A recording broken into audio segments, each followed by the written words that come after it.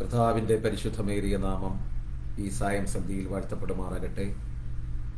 ദൈവവചന കേൾവിക്കായി സന്നിഹിതരായി ഈ social media പ്ലാറ്റ്ഫോമിലൂടെ ഞങ്ങളെ ശ്രവിച്ചുകൊണ്ടിരിക്കുന്ന എല്ലാ പ്രിയപ്പെട്ടവർക്കും യേശു ക്രിസ്തുവിൻ്റെ നിസ്തുല്യമായ നാമത്തിൽ വിനീതമായ സ്നേഹത്തെയും വന്ദനത്തെയും ആദ്യമായി തരണത്തിൽ അറിയിക്കട്ടെ. നൂറ്റാണ്ടുകൾ പഴക്കമുള്ള ദൈവത്തിൻ്റെ വചനം, ഇന്നേവരെ അനേക പ്രതികൂലങ്ങളെ തരണം ചെയ്ത ദൈവത്തിൻ്റെ വചനം, നിറഭേദങ്ങളില്ലാത്ത ദൈവത്തിൻ്റെ വചനം, ഇത് കേൾക്കുന്ന പ്രിയപ്പെട്ടവരുടെ ജീവിതത്തിൽ ആത്മീക ഫലം ഉളവാക്കുവാൻ സ്വർഗത്തിലെ ദൈവം സഹായിക്കട്ടെ എന്ന് പ്രാർത്ഥിക്കുന്നു. എന്നെ സ്നേഹിച്ച് ഈ മനോഹരമായ ശുശ്രൂഷയ്ക്കായി ക്ഷണിച്ച പ്രാർത്ഥനാധുനിയുടെ ഭാരവാഹിയായിരിക്കുന്ന ബെൻസൺ ഡാനിയൽ പാസ്റ്ററിനെ ഓർത്ത് ദൈവത്തെ സ്തുതിക്കുന്നു. ഈ പ്രാർത്ഥനാധുനി പ്രയർ ഗ്രൂപ്പിൻ്റെ ഭാഗവാക്കായിരിക്കുന്ന എല്ലാ സഹോദരന്മാർക്കും സഹോദരിമാർക്കും ലോകത്തിൻ്റെ വിവിധ ഭാഗങ്ങളിലുള്ള എല്ലാ ദൈവമക്കൾക്കും വിനീതമായ സ്നേഹത്തെയും വന്ദനത്തെയും ആദ്യമായി അറിയിക്കട്ടെ. പുതിയ സൃഷ്ടി എന്ന വിഷയത്തെ അധികരിച്ച് ചില വിഷയങ്ങൾ ചിന്തിക്കുവാൻ ദൈവകൃപയിൽ ശരണപ്പെടും.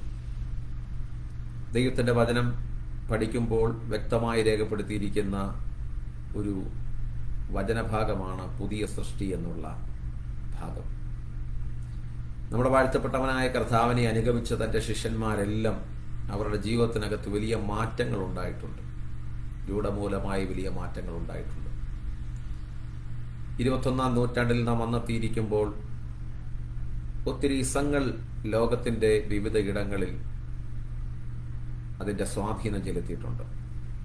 സോഷ്യലിസവും കമ്മ്യൂണിസവും വിവിധ ഇസങ്ങൾ ഒക്കെ ഉണ്ടായിട്ടുണ്ട്. എന്നാൽ 21-ാം നൂറ്റാണ്ടിൻ്റെ ഈ കാലഘട്ടത്തിൽ വിളിച്ചോതുന്ന അതിപ്രധാനമായൊരു കാര്യം, ഇസങ്ങളെല്ലാം മരിച്ചുപോയി. ജീവിച്ചിരിക്കുന്ന ഒരൊറ്റ ഇസമേ ഉള്ളൂ. അതിന് പറയുന്ന പേര് ഇവാഞ്ചലിസമാണ്, യേശുക്രിസ്തുവിൻ്റെ സുവിശേഷം.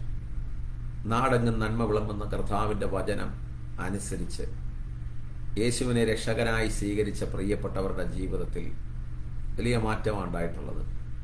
ഇസങ്ങൾക്കോ സംഘടനകൾക്കോ ഒന്നും ചെയ്യാൻ കഴിയാത്തത് യേശുവിനെ ഹൃദയം കൊണ്ട് ഏറ്റെടുത്ത പ്രിയപ്പെട്ടവരുടെ ജീവിതത്തിൽ വലിയ മാറ്റങ്ങൾക്ക് അത് മുഖാന്തരമായി തീർന്നിട്ടുണ്ട്. ദൈവത്തിൻ്റെ വചനം പഠിക്കുമ്പോൾ പുതിയ സൃഷ്ടികളായി തീർന്ന അനേക ഭക്തന്മാരെ നമുക്ക് തിരുവെഴുത്തിൽ കാണാൻ കഴിയും. അതിൽ പ്രധാനിയായിരിക്കുന്ന ഒരു വ്യക്തി അപ്പോസ്തലനായ പൗലോസ്. ശൗൽ എന്ന പേരിൽ അറിയപ്പെട്ട വ്യക്തിയെ സ്വർഗത്തിലധികം രൂപാന്തരപ്പെടുത്തിയത് ഇന്ന് ചരിത്രത്തിൽ അതിൻ്റെ ഏടുകൾ നാം പരിശോധിച്ചു കഴിഞ്ഞാൽ നമുക്ക് കാണാൻ കഴിയും. ഒരു കപ്പലുടമയുടെ മകനായി ജീവിച്ച ഒരു മനുഷ്യൻ, ഒരു യഹൂദ കുടുംബത്തിൽ ജനിച്ചു വളർത്തപ്പെട്ട മനുഷ്യനായിരുന്നു പൗലോസ്. സമ്പന്നതയുടെ അത്യുച്ചകോടിയിൽ ജീവിച്ചിട്ട് ആ കാലഘട്ടത്തിലെ അതിപ്രധാനമായ ഒരു യൂണിവേഴ്സിറ്റിയിൽ, തർസോസ് യൂണിവേഴ്സിറ്റിയിൽ സ്റ്റോയിക്ക് തത്വശാസ്ത്രത്തിൽ ബിരുദാനന്തര ബിരുദമെടുത്ത് ന്യായപ്രമാണത്തിൽ അവഗാഹമായ ജ്ഞാനമുണ്ടായിരുന്ന പൗലോസ് ഗമാലിയേലിന്റെ പാദപിടുത്തം കീഴിരുന്ന വേദപ്രമാണ സത്യങ്ങളും തത്വങ്ങളും ഒക്കെ പഠിച്ചിട്ട് ക്രിസ്ത്യാനികളെ ലോകത്തിൽ നിന്ന് തുടച്ചു നീക്കേണ്ടതിന് ഈ മാർഗക്കാരായിട്ടുള്ള ആരെങ്കിലും ഉണ്ടെങ്കിൽ, സ്ത്രീകളായിക്കൊള്ളട്ടെ കുട്ടികളായിക്കൊള്ളട്ടെ, സമൂഹത്തിലെ നാനാതുറയിൽപ്പെട്ട പുരുഷനോ സ്ത്രീയോ ആരുമായിക്കൊള്ളട്ടെ, അവരെ പൊതു വഴിയിൽ വെച്ച് തന്നെ വലിച്ചിഴക്കത്തക്ക നിലയിൽ ആ മതത്തിൻ്റെതായ ചിന്തകളും ആ മതത്തിൻ്റെതായ പഠിപ്പിക്കലുകളൊക്കെ വളരെ ശക്തമായ ഹൃദയത്തിൽ കൊണ്ടു നടന്ന ഒരു വ്യക്തിയായിരുന്നു ശൗൽ. എന്നാൽ ശൗലിൻ്റെ മാനസാന്തരത്തിന് വേണ്ടി ദമസ്കസിലെ സഭ, എയർലി ചർച്ച്, ആദിമസഭ വളരെ ശക്തമായി പ്രാർത്ഥിച്ച ഒരു കാലഘട്ടം ഉണ്ടായിരുന്നു. അങ്ങനെ ആദിമസഭ ശൗലിൻ്റെ മാനസാന്തരത്തിന് വേണ്ടി ദൈവത്തോട് പ്രാർത്ഥിച്ചതിൻ്റെ അനന്തരഫലമായി മഹാപുരോഹിതന്റെ പക്കൽ നിന്ന് അധികാരപത്രം വാങ്ങിച്ചുകൊണ്ട് വാഹനമൃഗത്തിന്റെ മുകളിൽ കയറി പുറപ്പെട്ട ശൗൽ ദമസ്കസിന്റെ പടിവാതിക്കൽ വന്നപ്പോൾ താനും ദൈവവുമായിട്ടുള്ള ഒരു ഏറ്റുമുട്ടൽ അവിടെ ഉണ്ടായി. സൂര്യനെ വെല്ലുന്ന ഒരു പ്രകാശം തന്റെ കണ്ണിന്റെ മീതെ ചുറ്റുമിന്നി.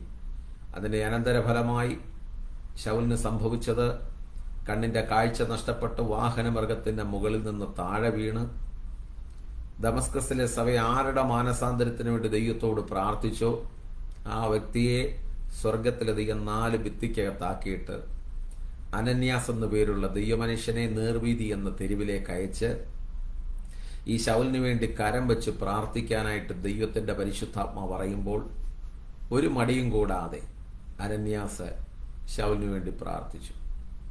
അതിനുശേഷം തന്റെ ജീവിതത്തിലുണ്ടായ രൂപാന്തരം എന്ന് പറയുന്നത് ചെറിയ രൂപാന്തരമല്ല, ശക്തമേറിയ രൂപാന്തരം തന്റെ ജീവിതത്തിൽ സംഭവിച്ചത്. 2 കൊരിന്ത്യർ ലേഖനം 5-ാം അധ്യായത്തിന്റെ 17-ാം വാക്യത്തിൽ നമുക്ക് കാണാൻ കഴിയും, ഒരുത്തൻ ക്രിസ്തുവിലായാൽ അവൻ പുതിയ സൃഷ്ടി, പഴയത് കഴിഞ്ഞുപോയി, കണ്ടാലും സകലതും പുതുതായി തീർന്നിരിക്കുന്നു. ഇതിനെല്ലാം ദൈവം തന്നെ കാരണഭൂതനെന്ന് പൗലോസ് തന്നെ കൊരിന്ത്യർക്ക് ലേഖനം എഴുതുമ്പോൾ തന്റെ ജീവിതത്തെ നാം ഒന്ന് പരിശോധിച്ചു നോക്കുക.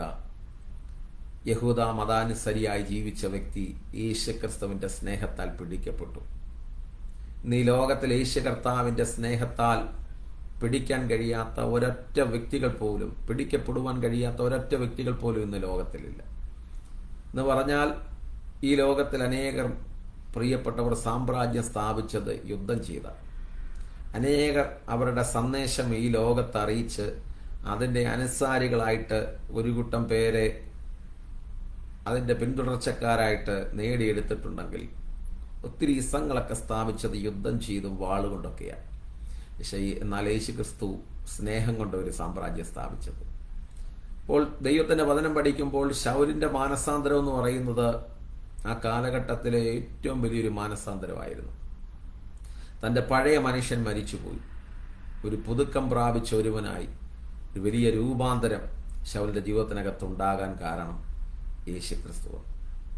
അതാണ് കൊരിന്ത്യർ ലേഖനത്തിൽ പറയുന്ന, ഒരുത്തൻ ക്രിസ്തുവിലായാൽ അവൻ പുതിയ സൃഷ്ടി, പഴയത് കഴിഞ്ഞു പോയി, കണ്ടാലും സകലതും പുതുതായി തീർന്നിരിക്കുന്നു. പഴയ കാലഘട്ടം എങ്ങനെയായിരുന്നു? ക്രിസ്ത്യാനികളെ കൊന്നുമുടിക്കാൻ വേണ്ടി പദ്ധതിയിട്ട വ്യക്തിയായിരുന്നു. ഒന്നാമത്തെ മാർട്ടിയറായിരിക്കുന്ന, രക്തസാക്ഷിയായിരിക്കുന്ന സ്തേഫാനോസിനെ കുറിച്ച് നമുക്ക് എല്ലാവർക്കും അറിയാം. സ്തേഫാനോസിനെ കൊന്നുകളയുവാൻ ശൗലിന് വളരെ സമ്മതമായിരുന്നു. അങ്ങനെ സ്തേഫാനോസിന് നേരെ ഒരു കൂട്ടം പേർ എഴുന്നേറ്റ് വന്ന ഒരു ചരിത്രം നമുക്കറിയാം. സ്തേഫാനോസിനെ കല്ലെറിഞ്ഞാ കൊന്നത്. പഴയ നിയമ വ്യക്തികളായിട്ടിരിക്കുന്ന പഴയ നിയമ വിശുദ്ധന്മാരെ കുറിച്ച് അങ്ങോട്ട് പ്രസംഗിക്കാൻ തുടങ്ങിയിട്ട് ഒടുവിൽ നിങ്ങൾ ക്രൂശിച്ചവനും ദൈവം മരിച്ചവരുടെ ഇടയിൽ നിന്ന് ഉയർപ്പിച്ചവനുമായ ദൈവപുത്രനായ യേശുവിനെ നിങ്ങൾ കൊന്നുകളഞ്ഞു എന്നുള്ള കാര്യം യഹൂദന്മാരുടെ നടുവിൽ നിന്ന് വളരെ ചങ്കുറ്റത്തോടെ സ്തേഫാനോസ് പ്രസംഗിച്ചു. ഈ സമയത്ത് സ്തേഫാനോസിനെ കല്ലെറിഞ്ഞു കൊല്ലുന്ന സമയത്ത് സ്തേഫാനോസിന്റെ വസ്ത്രം സൂക്ഷിച്ച ഒരു ബാല്യക്കാരനായിരുന്നു ശൗല്. സ്തേഫാനോസിന്റെ വസ്ത്രം സൂക്ഷിച്ചുകൊണ്ടിരുന്ന ബാല്യക്കാരൻ ഇതെല്ലാം കണ്ടുകൊണ്ടിരിക്കുക.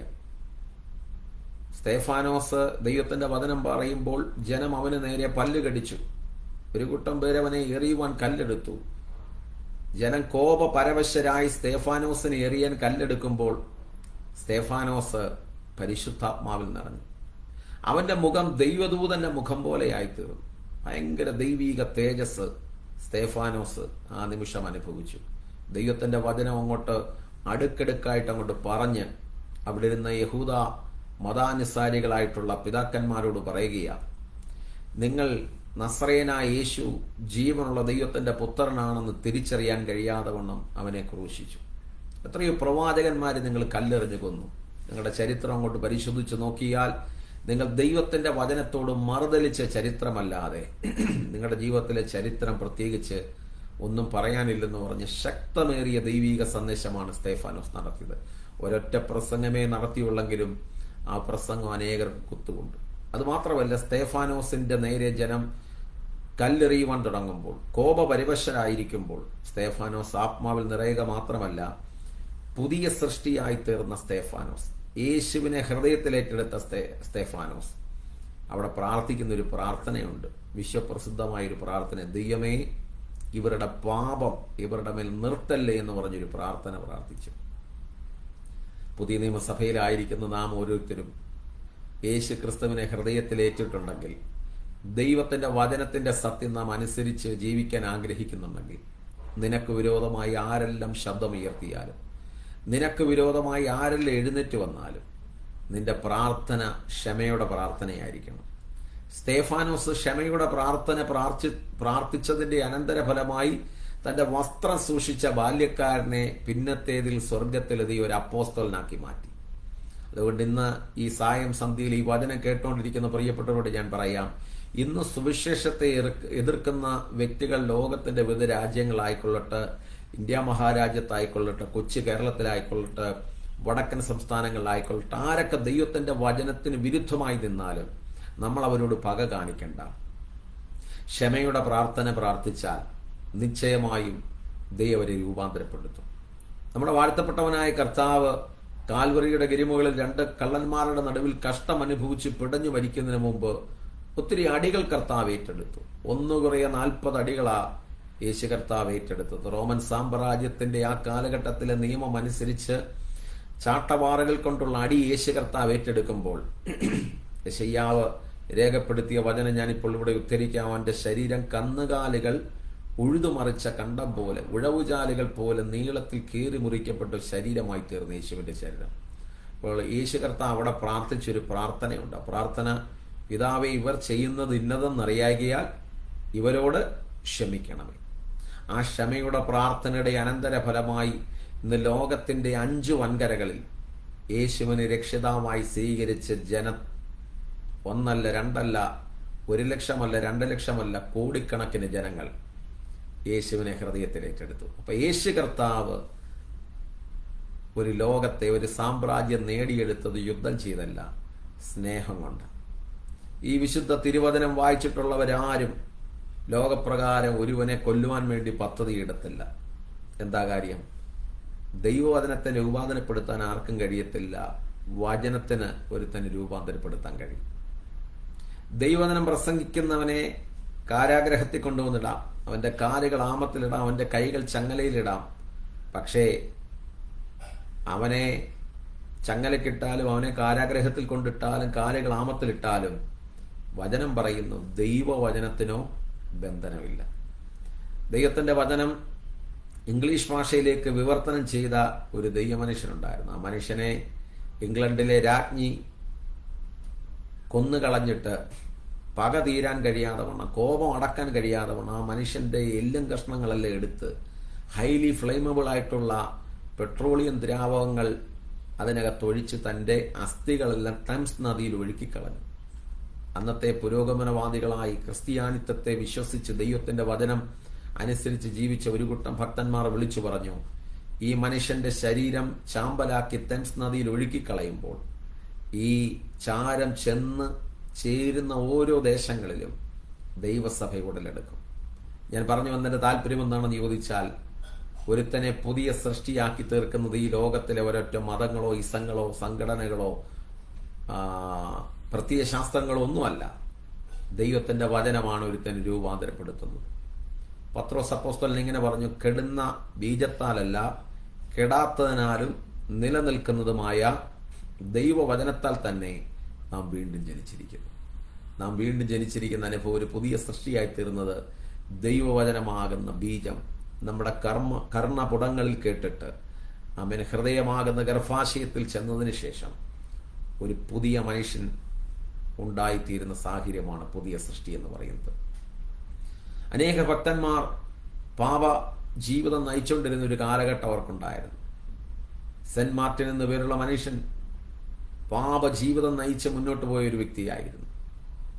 അവരൊക്കെ യേശുവിനെ ഹൃദയത്തിൽ ഏറ്റെടുത്ത് കഴിഞ്ഞതിന് ശേഷം അവരുടെ പഴയ സ്നേഹിതരും അവരുടെ പഴയ കൂട്ടുകാരൊക്കെ അവരെ പഴയ പാപത്തിന്റെ പ്രവൃത്തിക്ക് വേണ്ടി ക്ഷണിക്കുമ്പോൾ അവർ പറയുന്ന ഒരു കാര്യം, പഴയ മാർട്ടിൻ മരിച്ചുപോയി, ഈ കടന്നു പോകുന്ന ഒരുത്തൻ പുതുക്കം പ്രാപിച്ച ഒരുവന്.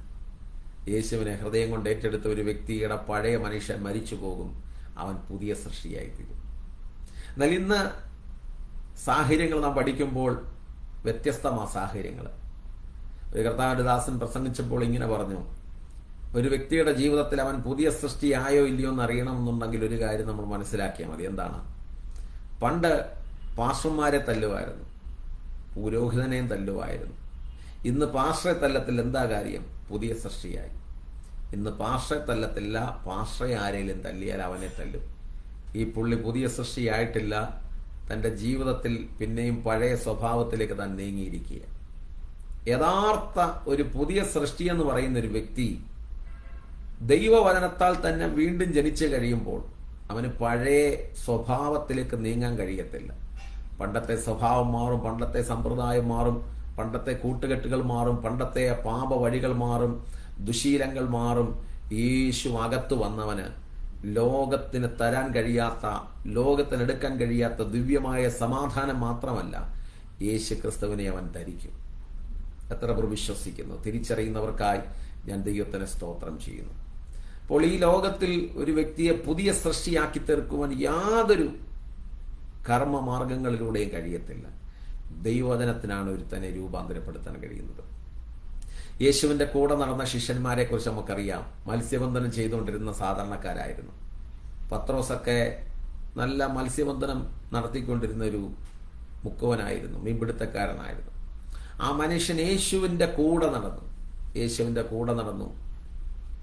കൂടെ നടന്നതിന്റെ അനന്തരഫലമായി തന്റെ ജീവിതത്തിൽ സംഭവിച്ച മാറ്റം ചെറുതല്ല, ശക്തമേറിയ മാറ്റങ്ങളാണ് സംഭവിച്ചത്. പത്രോസ് അപ്പോസ്തലൻ പറഞ്ഞു, ക്രൂശിക്കപ്പെട്ട ക്രിസ്തുവിനെ കുറിച്ചുള്ള കാര്യങ്ങളൊക്കെ ഞങ്ങൾ പറയുന്നത് നിർമ്മിത കഥകളെ കുറിച്ചല്ല, ഞങ്ങൾ അവന്റെ മഹിമ കണ്ട സാക്ഷികളാണ്. അതിനുശേഷം പിന്നത്തതിൽ പത്രോസ് പറഞ്ഞു, ഞങ്ങൾ അവന്റെ ദിവ്യ സ്വഭാവത്തിന് കൂട്ടാളികളായി. യേശുവിന്റെ ദിവ്യ സ്വഭാവം പത്രോസിന്റെ ജീവിതത്തിനകത്തുണ്ടായി. ഒന്ന് പറഞ്ഞ് രണ്ടാമത്തതിന് മഹാപുരോഹിതന്റെ ദാസനെ വെട്ടുവാൻ വാളുറയിൽ നിന്ന് ഊരിയെടുത്ത പത്രോസ് പിന്നത്തേതിൽ പറയുന്നു, ദിവ്യ സ്വഭാവത്തിന് കൂട്ടാളിയായി. നീ വചനം കേട്ടോണ്ടിരിക്കുമ്പോൾ ഒരു കാര്യം ഞാൻ പറയാം. യേശുവിനെ ഹൃദയത്തിൽ ഏറ്റെടുത്ത ഒരു വ്യക്തിയുടെ പഴയ മനുഷ്യൻ മരിച്ചുപോയി, ഒരു പുതിയ സൃഷ്ടിയായിത്തീരും. അതാ വചനം ഞാൻ പറഞ്ഞത്. ഒരുത്തൻ ക്രിസ്തുവിലായാൽ അവൻ പുതിയ സൃഷ്ടി. പഴയത് കഴിഞ്ഞുപോയി, കണ്ടാലും സകലതും പുതുതായി. ഒരു കാലത്ത് മദ്യപാനത്തിലൂടെ ജീവിതം നയിച്ചുകൊണ്ടിരുന്ന പ്രിയപ്പെട്ടവർ, പാപ വഴികളിലൂടെ ജീവിതം നയിച്ചുകൊണ്ടിരുന്ന പ്രിയപ്പെട്ടവരൊക്കെ ആ വഴികൾ ഒറ്റ ദിവസം കൊണ്ട് അവസാനിപ്പിച്ചിട്ട് യേശുവിന് വേണ്ടി ഹൃദയം കൊടുക്കാൻ കാരണം അവരുടെ അകത്ത് ദൈവത്തിന്റെ വചനം ക്രിയ ചെയ്തതുകൊണ്ട്. ഈ വചനം കേട്ടുകൊണ്ടിരിക്കുമ്പോൾ പരിശുദ്ധാത്മാവിൽ ഞാൻ പറയാം, പലപ്പോഴും നിന്റെ ജീവിതമാകുന്ന പളുങ്കുപാത്രത്തെ ഉടച്ച് നശിപ്പിക്കേണ്ടതിന് ശത്രു പോരാടി. നീ എന്തിനിങ്ങനെ ജീവിക്കുന്നു, മരിച്ചിരുന്നെങ്കിൽ കൊള്ളാമായിരുന്നു എന്ന് പറഞ്ഞ് നിന്റെ സമാധാനത്തെ നഷ്ടപ്പെടുത്തി, നിന്റെ സ്വസ്ഥതയെ നഷ്ടപ്പെടുത്തി, നിന്റെ ജീവിതത്തെ ഇല്ലായ്മ ചെയ്യുവാൻ തക്കവണ്ണം ശത്രു വെല്ലുവിളിച്ചുകൊണ്ടിരിക്കുമ്പോൾ ഒരു കാര്യം ഞാൻ ആത്മാവിൽ പറയാം. യേശു ക്രിസ്തുവിന്റെ വചനത്തിനും യേശു കർത്താവിന്റെ ഉപദേശത്തിനും മാത്രമാണ് ഒരു വ്യക്തിയെ രൂപാന്തരപ്പെടുത്തുവാൻ കഴിയുന്നത്. വിശ്വസിക്കുന്നവർക്കായി ഞാൻ ദൈവത്തിന് സ്തോത്രം ചെയ്യുന്നു. ലൂക്കോസിന്റെ സുവിശേഷം 19-ാം അധ്യായത്തിന്റെ 6-ാം വാക്യത്തിൽ നമുക്കൊരു വ്യക്തിയെ നമുക്ക് കാണാൻ കഴിയും. ആ വ്യക്തി ചുങ്കക്കാരിൽ പ്രധാനിയായിരിക്കുന്ന സക്കായി എന്ന പേരുള്ള മനുഷ്യൻ, ടാക്സ് കളക്ടറായിരുന്നു. എന്ന് പറഞ്ഞാൽ ഏത് മനുഷ്യനോട് ഒരു ദാക്ഷിണ്യവും ഇല്ലാതെ ചുങ്കം ഭരിച്ചുകൊണ്ടിരുന്ന വ്യക്തിയായിരുന്നു സക്കായി. അത് ചെറിയവരായിക്കൊള്ളട്ടെ വലിയവരായിക്കൊള്ളട്ടെ, തന്റെ ഹൃദയം അത്ര കഠിനമായിരുന്നു. എന്നാൽ നസ്രയനായ യേശു നാടെങ്ങും നന്മ ചെയ്ത് കുഷ്ഠരോഗികളെ ശുദ്ധരാക്കി, മുടന്തിയവരെ നടത്തുമാറാക്കി, കുരുടർക്ക് കാഴ്ച കൊടുത്തു, അനേകരുടെ പാപങ്ങൾ മോചിക്കുന്നു. യേശു കർത്താവിന്റെ അടുക്കൽ വന്നിട്ടുള്ളവർക്കൊക്കെ അവന്റെ ശക്തിയാൽ, അവന്റെ അധികാരത്താൽ യേശു വിടുതലുകൾ കൊടുക്കുമ്പോൾ സക്കായി ഒരു ദിവസം ഹൃദയത്തിൽ ചിന്തിച്ചു, യേശു കർത്താവിനെ കുറിച്ച് ഒരു കേൾവി തന്റെ കാതുകൾ കേൾക്കുന്നുണ്ട്. ഈ മനുഷ്യനെ എനിക്കൊന്ന് കാണണമെന്നൊരാഗ്രഹം. നീളത്തിൽ കുറിയവനായിരുന്നു ഈ സക്കായി. നീളത്തിൽ കുറിയവനായിരിക്കുന്ന ഈ സക്കായി യേശുവിനെ കാണാൻ വേണ്ടി ആഗ്രഹത്തോടുകൂടെ ഒരു ദിവസം തന്റെ ഭവനത്തിൽ നിറങ്ങി തിരിച്ച് ഒരു കാട്ടത്തിയുടെ പുറത്ത് വലിഞ്ഞു കയറി. ആ കാട്ടത്തിയുടെ പുറത്ത് വലിഞ്ഞു കയറി അടുത്തതായി യേശുവിനെ കാണാൻ വേണ്ടി വലിയ ആഗ്രഹത്തോടുകൂടി ആ കാട്ടത്തിയുടെ പുറത്ത് വലിഞ്ഞു കയറിയത്. വലിഞ്ഞു കയറി ആരും തന്നെ കാണുന്നില്ലെന്നുള്ള ചിന്ത തന്റെ ഹൃദയത്തെ ഭരിച്ചിട്ട് താൻ അവിടെ നിന്നുകൊണ്ട് യേശുവിനെ കാണാൻ വേണ്ടി ഇങ്ങനെ ആഗ്രഹത്തോടിരിക്കുമ്പോൾ യേശു ദൂരത്ത് നിന്ന് അവനെ കണ്ടു. എന്നിട്ടൊരു കാര്യം അവനോട് പറഞ്ഞു, സക്കായി വേഗം ഇറങ്ങി വാ, ഇന്ന് ഞാൻ നിന്റെ വീട്ടിൽ നിന്നോടുകൂടെ പാർക്കേണ്ടതാകുന്നു. നാട്ടുകാരും അവിടെ കണ്ടുകൊണ്ടിരുന്നവരെല്ലാം ചോദിക്കുന്ന ഒരു ചോദ്യമുണ്ട്. ഈ മനുഷ്യൻ ചുങ്കക്കാരനാണ്, ഇവൻ പാപിയ, ഇവനെ സമൂഹത്തിൽ ആരും വിലകൽപ്പിക്കത്തില്ല. ആരും വേണ്ടാന്ന് പറഞ്ഞ് എല്ലാവരും തള്ളിക്കളഞ്ഞ സക്കായിയെ പോലും ഒരു വിലയും കൽപ്പിക്കാതെ, എന്ന് പറഞ്ഞാൽ ഇവൻ അത്ര പാപിയായിരുന്ന ഒരു മനുഷ്യനാണ്. ഒരു ദാക്ഷിണ്യം തോന്നാതെ, ദരിദ്രനെന്നോ സമ്പന്നനെന്നോ ഒന്നും തോന്നാതെ അവന്റെ മടിശീലയിൽ നിന്ന് പണം അപഹരിച്ച് വാങ്ങിച്ച് അധികമായി എല്ലാം വാങ്ങിയെടുത്ത ആ സക്കായി യേശു കണ്ടിട്ട് പറഞ്ഞു, നീ വേഗം ഇറങ്ങി വാ, ഇന്ന് ഞാൻ നിന്റെ വീട്ടിൽ പാർക്കേണ്ടതാകുന്നു. അവൻ്റെ വീട്ടിൽ ചെന്നു യേശു. അവൻ്റെ ഒരൊറ്റ കുറവുകളും പറഞ്ഞതായിട്ട് ഈ തിരുവെഴുത്തിൽ കാണുന്നില്ല. അവൻ യേശുവിനെ കണ്ടപ്പോൾ തന്നെ രൂപാന്തരം വന്നിട്ട് പറഞ്ഞു, കർത്താവേ, ഞാൻ അന്യായമായി വാങ്ങിച്ചെടുത്തതെല്ലാം ഞാൻ 7 ഇരട്ടിയായി മടക്കി കൊടുത്തുകൊള്ളാമെന്ന് പറഞ്ഞ് അവൻ്റെ അകത്തൊരു രൂപാന്തരം ഉണ്ടായി. ഒരു കാര്യം ഞാൻ പറയാം, പ്രിയ ദൈവ പൈതലേ, നീ യേശുവിനെ ഹൃദയത്തിൽ ഏറ്റെടുക്കുക മാത്രമല്ല, നീ ഒരു ദൈവ പൈതലായി തീർന്നു കഴിയുമ്പോൾ നിന്നെ കണ്ടിട്ട് ഒരു കൂട്ടം പ്രിയപ്പെട്ടവർ രക്ഷകനെ ജീവിതത്തിൽ ആമേൻ കണ്ടുമുട്ടി അവരുടെ ജീവിതം ധന്യമായി തീരുവാൻ മുഖാന്തരമായി തീരുമെന്നുള്ളത് അതിപ്രധാനമായൊരു കാര്യമാണ്. അതുകൊണ്ട് ഈ വചനം കേട്ടുകൊണ്ടിരിക്കുമ്പോൾ ഒരു കാര്യം ഞാൻ പറയാം. ഹല്ലേലൂയ.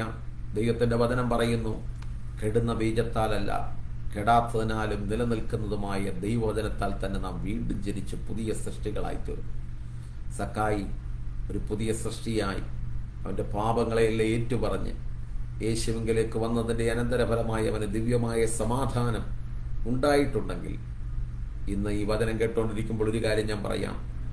യേശു പറഞ്ഞ എൻ്റെ സമാധാനം ഞാൻ നിങ്ങൾക്ക് തന്നേച്ചു പോകും, ലോകം തരുന്നത് പോലെയല്ല. ആ ദൈവീക സമാധാനം ഒരു പുതിയ സൃഷ്ടിയായിത്തീരുന്ന ഒരു വ്യക്തിയുടെ ജീവിതത്തിനകത്താണ് ഉണ്ടായിത്തീരുന്നത്. അങ്ങനെ ദൈവത്തിൻ്റെ വചനം നാം പഠിക്കുമ്പോൾ യിരെമ്യാ പ്രവചനത്തിൽ 18-ാം അധ്യായത്തിൻ്റെ 5-ാം വാക്യത്തിൽ നമുക്ക് കാണാൻ കഴിയും, യഹോവയായ ദൈവം ദൈവത്തിന്റെ ജനമായ ഇസ്രായേലിനെ നോക്കിയിട്ട് പറയുകയാ, നിങ്ങൾ കുശവന്റെ ആലയിൽ പോയിട്ടുണ്ടോ? യിരെമ്യാവ് മുഖാന്തരം അരുളി ചെയ്ത ദൂത. കുശവന്റെ ആലയിൽ ചെന്നു കഴിഞ്ഞാൽ അവിടെ ചക്രത്തിൽ കളിമണ്ണ് വെച്ച് കുശവൻ അതിനെ പണിത് അതിനെ തനിക്കിഷ്ടമുള്ളൊരു മാനപാത്രമാക്കി രൂപപ്പെടുത്തിയെടുക്കുന്നു. കളിമണ്ണ് കുശവന്റെ ചക്രത്തിലിരിക്കുമ്പം തന്നെ ചീത്തയായി പോയെങ്കിലും ആ കുശവൻ അതിനെ എന്നേക്കും തള്ളിക്കളയത്തില്ല. അതിനെ പിന്നെയും ചക്രത്തിൽ വെച്ച് തനിക്ക് ബോധിച്ച മറ്റൊരു മാനപാത്രമാക്കി എടുക്കുന്നത് പോലെ ഈ കുശവൻ ചെയ്തതുപോലെ എനിക്ക് നിങ്ങളോട് ചെയ്യാൻ കഴിയത്തില്ലയോ എന്നൊരു ചോദ്യമാണ് ചോദിക്കുന്നത്. അതുകൊണ്ട് ഇന്ന് ഈ വചനം കേൾക്കുമ്പോൾ തകർന്ന ആരെങ്കിലും ഞങ്ങളെ കേൾക്കുന്നുണ്ടെങ്കിൽ, ഉടഞ്ഞുപോയ ആരെങ്കിലും ഞങ്ങളെ കേൾക്കുന്നുണ്ടെങ്കിൽ, തകർന്ന കുടുംബജീവിതം, തകർന്ന സാമ്പത്തിക മണ്ഡലത്തിൽ നിൽക്കുന്നവർ, തകർന്ന ജീവിതാനുഭവങ്ങളിലൂടെ കടന്നു പോകുന്നവർ, ശരീരത്തിന്റെ പുറമെ മുറിവൊന്നുമില്ലെങ്കിലും ഹൃദയത്തിനകത്ത് ആന്തരികമായ മുറിവോടെ ആരെങ്കിലും ഉണ്ടെങ്കിൽ ഒരു കാര്യം ഞാൻ പറയാം, കുശവന്റെ കയ്യിലെ കളിമണ്ണ് പോലെ നിന്റെ ജീവിതത്തെ ഒന്ന് ഏൽപ്പിച്ചു കൊടുത്താൽ നല്ല കുശവനായ കർത്താവ് ഉടഞ്ഞുപോയ നിന്റെ ജീവിതത്തെ പണിതെടുക്കും. തകർന്നുപോയ നിന്റെ ജീവിതത്തെ പണിതെടുക്കുവാൻ യേശുവിന് കഴിയും. അതുകൊണ്ട് ദൈവത്തിന് അസാധ്യമായ ഒരു കാര്യവുമില്ല. തകർന്നതിനെ പണിയുവാൻ കർത്താവിന് കഴിയും. ദൈവിക സമാധാനം നമ്മുടെ ജീവിതത്തിൽ നൽകി തരുവാൻ യേശുവിന് കഴിയും. ഫിലിപ്പ് ലേഖനം നാം പഠിക്കുമ്പോൾ അതിനകത്ത് രേഖപ്പെടുത്തിയിരിക്കുന്ന ഒരു കാര്യമുണ്ട്, യേശുക്രിസ്തുവിലുള്ള ഭാവം തന്നെ നിങ്ങളിലും ഉണ്ടാകട്ടെ. അവൻ ദൈവരൂപത്തിലിരിക്കെ ദൈവത്തോടുള്ള സമത്വം മുറുകെ പിടിക്കണമെന്ന് വിചാരിക്കാതെ ദാസരൂപമെടുത്ത് വേഷത്തിൽ മനുഷ്യനായി തന്നെത്താൻ ഒഴിച്ച് മരണത്തോളം, ക്രൂശിലെ മരണത്തോളം അവൻ അനുസരണമുള്ളവനായിട്ട്. അതുകൊണ്ട് ദൈവം അവനെ ഏറ്റവും ഉയർത്തി എല്ലാ നാമത്തിനും മേലായ നാമം യേശുവിന് കൊടുത്തു. ആ നാമത്തിൽ സ്വർലോകരുടെയും ഭൂലോകരുടെയും അധോലോകരുടെയും സകല മുഴങ്കാലുകളും മടങ്ങുന്ന നാമമാക്കി യേശുവിൻ്റെ നാമത്തെ പിതാവ് ഉയർത്തി. അതുകൊണ്ട് നമ്മുടെ കർത്താവ് നാം അനുകരിക്കേണ്ടതിനൊരു മാതൃക വെച്ചേക്ക്. ദൈവം നമ്മെ ഉയർത്തണമെന്നുണ്ടെങ്കിൽ നാം തന്നെത്താൻ താഴ്ത്തണം. വചനം പറയുന്നു, തന്നെത്താൻ താഴ്ത്തുന്നവനെല്ലാം ഉയർത്തപ്പെടും, തന്നെത്താൻ ഉയർത്തുന്നവനെല്ലാം താഴ്ത്തപ്പെടും. ദൈവം നിഗളികളോട് എതിർത്ത് നിൽക്കുന്നു, താഴ്മയുള്ളവർക്ക് അധികം കൃപ നൽകുന്നു.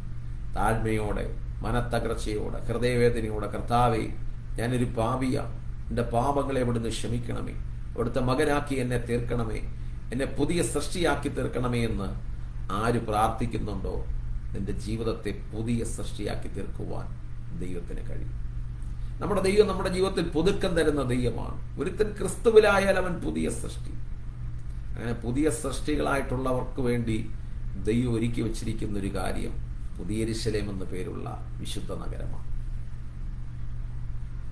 യോഹന്നാൻ പത്മോസ് എന്ന പേരുള്ള ആ ദ്വീപിലേക്ക് നാട് കടത്തപ്പെട്ടപ്പോൾ ആത്മവിവശതയിലായ യോഹന്നാൻ കണ്ട ഒരു കാഴ്ച, പുതിയ യെരൂശലേം എന്ന വിശുദ്ധ നഗരം ഭർത്താവിനായി അലങ്കരിച്ച മണവാട്ടിയെപ്പോലെ സ്വർഗത്തിൽ നിന്ന് ദൈവസന്നിധിയിൽ തന്നെ ഇറങ്ങി വരുന്നത് യോഹന്നാൻ കണ്ടു.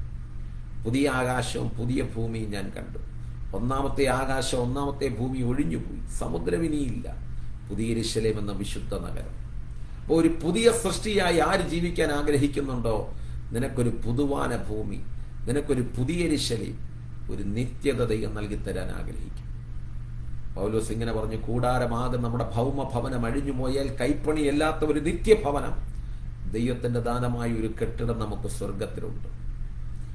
ഈ ലോകത്തിൽ 1 കോടിയുടെ 5 കോടിയുടെയൊക്കെ ഭവനങ്ങൾ അനേകര് പണി കഴിപ്പിക്കും. ഭൂമി അതിന്റെ അച്ചുതണ്ടിൽ ഒരു കുലുക്കം കുലുക്കിയാൽ 5 കോടിയുടെ വീട് കണക്കി 5 കോടി ഇഷ്ടിക കാണും. എന്നാൽ പൗലോസിന്റെ ഭാഷയെ പറഞ്ഞാൽ കൂടാരമാകും നമ്മുടെ ഭൗമ ഭവനം അഴിഞ്ഞുപോയാൽ കൈപ്പണിയല്ലാത്ത ഒരു നിത്യഭവനം, ഒരു പുതിയ ഭവനം ദൈവം നമുക്ക് വേണ്ടി ഒരുക്കും. അപ്പൊ പുതിയ സൃഷ്ടിയായി തീരണം. ക്രിസ്തുവേശുവിനെ ഏറ്റെടുത്തവർ, ക്രിസ്തുവേശുവിലുള്ളവർ ജഡത്തെ അതിന്റെ രാഗമോഹങ്ങളോടുകൂടെ ക്രൂശിക്കുമെന്ന വചനത്തിൽ വായിക്കും. ഈ ലോകത്തിൽ ലോകം, ജഡം, പിശാച് നമ്മളോട് പോരാടും. അതിനെ ജയിക്കുന്നത് ഒരു പുതിയ സൃഷ്ടിക്ക് മാത്രമേ കഴിയത്തുള്ളൂ. മറ്റൊരു വേദഭാഗത്തിൽ പറയുന്ന സത്യത്തിന്റെ ഫലമായ നീതിയിലും വിശുദ്ധിയിലും ദൈവാനുരൂപമായി സൃഷ്ടിക്കപ്പെട്ട പുതുമനുഷ്യനെ ധരിച്ചുകൊള്ളും. ആദാമിന്റെ പ്രകൃതം നമുക്കറിയാം. ഒന്നാം മനുഷ്യനായ ആദാം പാപം ചെയ്ത് ദൈവത്തിന്റെ തേജസ് നഷ്ടപ്പെടുത്തി നമുക്ക് തിരുവെഴുത്തിൽ കാണാൻ കഴിയും. ആദാം നഷ്ടമാക്കിയ തേജസ്, ഒന്നാം ആദാം നഷ്ടമാക്കിയ തേജസ് ഒടുവിലത്തെ ആദാമായ യേശുക്രിസ്തുവിലൂടെ നമുക്ക് നൽകിത്തരാൻ ദൈവത്തിന് പ്രസാദം തോന്നുമ്പോൾ നമ്മളെ യേശുക്രിസ്തുവിനെ പോലെ ജയാളികളായി തീർന്നെങ്കിൽ മാത്രമേ നമുക്ക് ആ നിത്യതയിൽ ചെന്നെത്താൻ കഴിയത്തുള്ളൂ. ഒരുത്തൻ ക്രിസ്തുവിലായാൽ അവൻ പുതിയ സൃഷ്ടി, പഴയത് കഴിഞ്ഞുപോയി, കണ്ടാലും സകലതും പുതുതായി. എത്രയോ മദ്യപാനികൾ മദ്യപാനം ഉപേക്ഷിച്ചു. എത്രയോ മയക്കുമരുന്നിന് അടിമകളായിരുന്നവർ അവരുടെ ദുസ്വഭാവങ്ങളെ വിട്ട് യേശുവിലേക്ക് തിരിഞ്ഞു. ലോകത്താർക്കും മെരുക്കാൻ കഴിയാത്ത ദുഷ്ട സ്വഭാവമുള്ളവരെയൊക്കെ നരഭോജികളെ നരസ്നേഹികളാക്കി തീർത്തത് സുവിശേഷമാണ്. അതുകൊണ്ടൊരു കാര്യം തിരിച്ചറിയാം, സുവിശേഷത്തിന്, ദൈവവചനത്തിന് ഒരുവനെ രൂപാന്തരപ്പെടുത്തുവാൻ കഴിയും. ഈ കേട്ടോണ്ടിരിക്കുന്ന വചനം നമ്മുടെ ജീവിതത്തിൽ അനുഗ്രഹത്തിനും വിടുതലിനും കാരണമായി തീരട്ടെ എന്ന് പ്രാർത്ഥിക്കുന്നു. എന്നിട്ട് പ്രാർത്ഥനാ വിഷയങ്ങൾ ഇവിടെ പ്രാർത്ഥിക്കുവാൻ അറിയിച്ചിട്ടുണ്ട്. ആ വിഷയങ്ങളെ ദൈവകരങ്ങൾ ഫലമേൽപ്പിച്ച് നമുക്ക് ദൈവത്തോട് പ്രാർത്ഥിക്കാം. പ്രാർത്ഥനാ ധ്വനിയുടെ ഭാഗമായിരിക്കുന്ന പൊൻകുന്നം IPC ശാലേം സഭാംഗമായ സഹോദരി രമണി അപ്പുക്കുട്ടൻ ചില ദിവസങ്ങളായി ശാരീരികമായ അസ്വസ്ഥത അനുഭവിച്ചു വരികയായിരുന്നു. എന്നാൽ ഇന്ന് ശ്വാസ തടസ്സം നേരിട്ടതിനെ തുടർന്ന് കോട്ടയം മെഡിക്കൽ കോളേജിൽ വെന്റിലേറ്ററിൽ അഡ്മിറ്റ് ആയിരിക്കുന്നു. ദയവായി ആ സൗഖ്യത്തിനു വേണ്ടി പ്രാർത്ഥിക്കണമെന്ന് അപേക്ഷിക്കുന്നു. അതുപോലെ തന്നെ നിരന്തരമായി പ്രാർത്ഥിച്ചുകൊണ്ടിരിക്കുന്ന പ്രഷ്യസ് സിസ്റ്ററിന്റെ കുഞ്ഞിന് നേരിയ പുരോഗതിയുണ്ട്. NICUവിൽ വെച്ച് വീണ്ടും കുഞ്ഞിന് ഫിക്സ് വന്നു. ഇടയ്ക്ക് വെന്റിലേറ്ററിന്റെ സഹായം വേണ്ടി വന്നു. ഇപ്പോൾ തലയിൽ ഒരു വെള്ളക്കെട്ടിന്റെ പ്രശ്നമുണ്ട്. പൂർണ്ണമായി വിടുതലിന് വേണ്ടി പ്രാർത്ഥിക്കണമെന്നുള്ള പ്രാർത്ഥന ചോദിച്ചിരിക്കുന്നു. IPC പൊൻകുന്നം ശാലേം സഭാംഗമായിരിക്കുന്ന രമണി അപ്പുകുട്ടന്റെ ആ സൗഖ്യത്തിന് വേണ്ടിയും പ്രഷ്യസിന്റെ കുഞ്ഞിനു വേണ്ടിയും നമുക്കൊന്നേർന്ന് ദൈവത്തോട് പ്രാർത്ഥിക്കാം. ഞങ്ങളുടെ പ്രിയ പിതാവേ, അവിടുത്തെ പുത്രനും ഞങ്ങളുടെ രക്ഷിതാവുമായ യേശുക്രിസ്തുവിന്റെ നാമത്തിൽ ഞങ്ങൾ തിരുമുഖത്തേക്ക് നോക്കുന്നു. ശാന്തമായ അന്തരീക്ഷത്തിൽ ഇന്ന് ദൈവത്തിന്റെ വചനം ശ്രവിക്കുവാൻ ഞങ്ങളുടെ പ്രിയപ്പെട്ടവർക്കെല്ലാം അവിടുന്ന് കൃപ ചെയ്തല്ലോ. പ്രത്യേകാൽ പ്രാർത്ഥിക്കാൻ ആവശ്യപ്പെട്ടിരിക്കുന്ന 2 പ്രിയപ്പെട്ടവർക്ക് വേണ്ടി പ്രാർത്ഥിക്കുന്നു. സഹോദരി രമണി അപ്പുക്കുട്ടന് വേണ്ടി പ്രാർത്ഥിക്കുന്നു. ആ പ്രിയപ്പെട്ടവൾ ശ്വാസതടസ്സം നേരിട്ടതിനെ തുടർന്ന് മെഡിക്കൽ കോളേജിൽ വെന്റിലേറ്ററിലായിരുന്നല്ലോ. കർത്താവ് പരിപൂർണമായ സൗഖ്യം ആമേൻ കൊടുക്കേണ്ടതിനാ ഞങ്ങൾ ഒന്നുയർന്ന വിശ്വാസത്തോടെ പ്രാർത്ഥിക്കുന്നു. പ്രഷ്യസിന്റെ പൈതലിന് വേണ്ടി പ്രാർത്ഥിക്കുന്നു.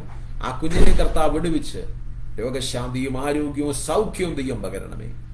അവിടുത്തെ അടിപ്പിണരുകളാൽ ഞങ്ങൾക്ക് സൗഖ്യം വന്നിരിക്കുന്നു എന്നുള്ള തിരുവെഴുത്തിൻ പ്രകാരം ആ സൗഖ്യം പകർന്ന് ജയത്തോടെ വഴി നടത്തുമാറണമെന്ന് ഞങ്ങൾ ദൈവത്തോട് പ്രാർത്ഥിക്കുന്നു.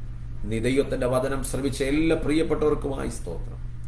പുതിയ സൃഷ്ടിയായി തീരുവാൻ, പുതിയ യെരുശലേമിന് അവകാശികളായി തീരുവാൻ, പഴയ മനുഷ്യൻ മരിച്ചുപോയി പുതുക്കം പ്രാപിക്കുന്ന ഒരുവനാണ് എന്നിലുള്ളതെന്ന് മറ്റുള്ളവർ ആമേൻ ഞങ്ങളെക്കുറിച്ച് സാക്ഷ്യം പറയുവാൻ തക്കവണ്ണം സ്വർഗത്തിൽ ദൈവം കൃപ ചെയ്യണമേ. ഈ കേട്ട വചനം അനുഗ്രഹത്തിനും വിടുതലിനും കാരണമായി തീരും. ശുശ്രൂഷിപ്പാൻ അവിടുന്ന് അടിയനെ ബലപ്പെടുത്തിയല്ലോ. നന്മയ്ക്കായി സകലവും ചെയ്യും. പ്രാർത്ഥന കേട്ടതിനായി നന്ദി. യേശു ക്രിസ്തുവിന്റെ നിസ്തുല്യ നാമത്തിൽ തന്നെ ആമേൻ. ഈ വചനങ്ങളാൽ ദൈവം നമ്മെ ഓരോരുത്തരെയും ധാരാളമായി അനുഗ്രഹിക്കുകയും സഹായിക്കുകയും ചെയ്യട്ടെ. എന്നെ സ്നേഹിച്ച് ശുശ്രൂഷയ്ക്കായി അവസരമൊരുക്കിയ പ്രാർത്ഥനാ ധ്വനിയുടെ ആമേൻ എല്ലാ പ്രിയപ്പെട്ടവർക്കും, പ്രത്യേക ബെൻസൺ ഡാനിൽ പാസ്റ്ററിനും ഇതിന്റെ പിന്നിൽ പ്രവർത്തിക്കുന്ന എല്ലാ സഹോദരി സഹോദരന്മാർക്കും ഒരിക്കലൂടെ നന്ദിയും വന്ദനവും അറിയിച്ചുകൊണ്ട് വാക്കുകളെ ചുരുക്കുന്നു. എല്ലാവരെയും കർത്താവ് ധാരാളമായി അനുഗ്രഹിക്കട്ടെ.